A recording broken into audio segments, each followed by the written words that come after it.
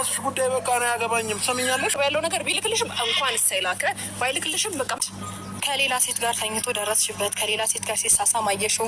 ሰላም ጤና ይስጥልኝ። እንግዲህ የተከበራችሁ ቤተሰቦች እንዴት ናችሁ? ነው ያለው እግዚአብሔር ይመስገን። ቤተሰብ እንግዲህ መግቢያ ላይ እንደሰማችሁት አብርሽ ደብዳቤ ጽፎልኛል፣ ሩትዬ ወድሻለሁ የሚል ደብዳቤ አሰማሻለሁ ተዘጋጂ የጻፈልኝ ሜሴጅ ብላ ሄርሜላንና ዳኒን ጠርታቸዋለች ማለት ነው። ምክንያቱም ሩታ እስካሁን ድረስ ተስፋ አልቆረጠችም።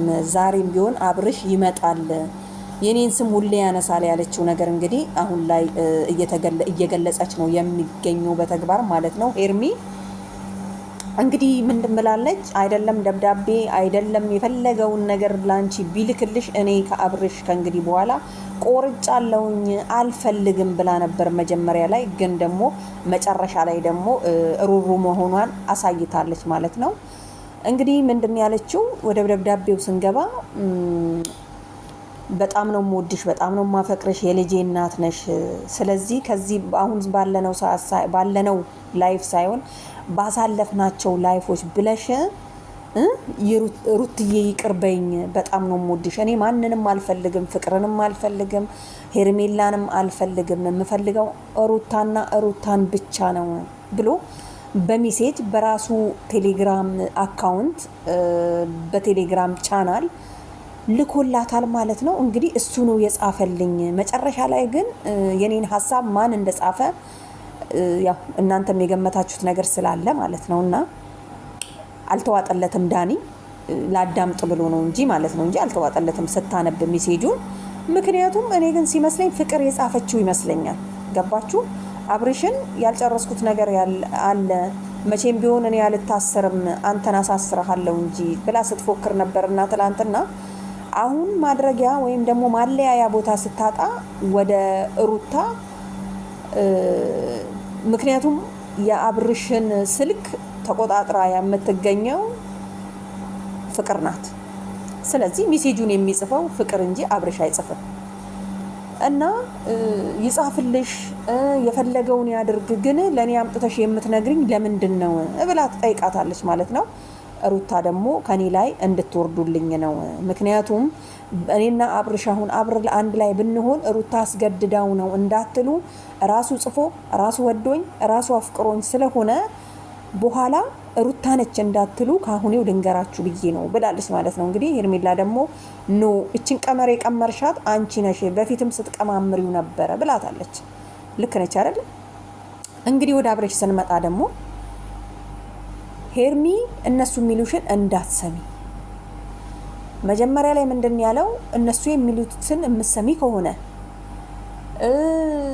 እነሱ ወደዚህ ሂጂ ሲሉሽ የምትሄጂ ነይ ሲሉሽ የምትሄጂ ከሆነ እንደውም እኔም አልፈልግሽም ሂጂ በቃ ብሏታል ማለት ነው። መጨረሻ ላይ ደግሞ እንግዲህ አሳዘነችው። እሷም አሳዝናው ነበረ ይሄንን ቃላት ስትናገር። እንግዲህ በመጨረሻ ጎትቷት ነው የሄደው።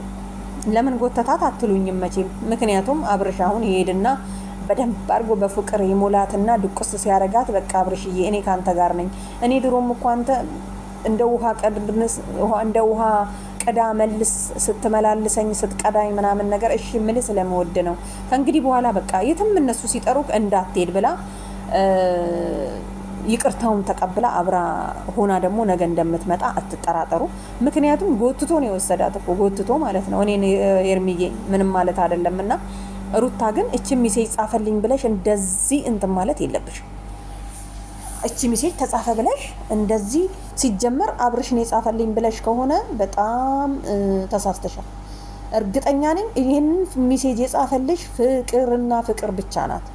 አካውንቱ ስልኮቹ እዛ ስለሆኑ ቴሌግራም በቁጥሩ ቴሌግራም ትከፍታለች፣ ኢሞ ትከፍታለች፣ በፈለገችው እንትን መቆጣጠር ትችላለች ማለት ነው። ስለዚህ ስልኩ እዛ በነበረ ሰዓት ጽፋልሽ ነው። አትሳሳች። ምንም ሄርሚን ለማስጠቆር አትጂ። አያችሁ አይደለ? አይፈልግሽም በቃ። በፊትም ነይ ሲልሽ ስትሄጂ ምን ሲልሽ ስትሄጂ አለቻት ማለት ነው። ምን ማለት ነው ይሄ? አንቺ ከዚህ በፊት ከፍቅር ጋር ሆነሽ ተበቀለሽኛል ብላ ስትጠይቃት ይሄው ያኔ ተይ እንዳልኩሽ ብታይ ኖሮ ዛሬም ትቶሽ አይሄድም ነበረ አብርሽ ሩታን ብቻ ነው የሚወደው እያለቻት ነው። ዳኒ አልተዋጠለትም፣ መናገርም አልቻለም። ምክንያቱም ግራ ገብቶታል። በሰሞኑ ዳኒ ከአብርሽ ጎን ነው ያለው። ፍቅር ነች የቀመረችው እንጂ ፍቅር ነች በግድ ያስገደደችው ሁሉንም ነገር ያደረገችው እንጂ አይታችኋል። ዛሬ ደግሞ እንግዲህ ከፈረንጁ ላይ ስልኩን ነጥቀው እንግዲህ ሊፈታትሹ ምናምን ነገር ነው። ግን ያው ስልክ ላይ የሚቀመጥ ፋይል ደግሞ አንዳንድ ሰው ብልጥ ሲሆን ሞኝ አትሁኑ፣ በዛው ልንገራችሁ ብዬ ነው። ፋይሎቹን በአንድ ስልክ ብቻ አይዙም። ፋይሎቹን ወደ ሌላ ስልክ፣ ወደ ሌላ ላፕቶፕ፣ ወደ ሌላ ምናምን ነገር ተንኮለኛ ሰዎች ከሆኑ ማስተላለፍ ይችላሉ ማለት ነው። እና ወጥራችሁ ባለቤቱን ይዛችሁ ህግ ወስዳችሁ እዛ ማስፈረምና ከእንግዲህ በኋላ ቢያስፈራራ ቢለቅ ምናምን የሚለውን ነገር ማድረግ አለበት እንጂ ስልክ ስለነጠቀችሁ ምናምን ነገር እንትን አይደለም ማለት ነው። አይመስላችሁም ቤተሰብ? ለማንኛውም አብርሽ እንግዲህ በጣም ተናዶ ምናምን ነገር በቃ አትስሚያቸው፣ የሆነ ነገር ሲነግሩሽ አልፈልግም፣ አልሰማችሁም፣ ደግ አደረገ በያቸው ብሏል። እውነቱን እኮ ነው እናንተ። በቃ አንቺ ከወደድሽው ዛሬ ሩታ ነይ ልንገርሽ ብላ ስጠራሽ ሄርሜላ መልስ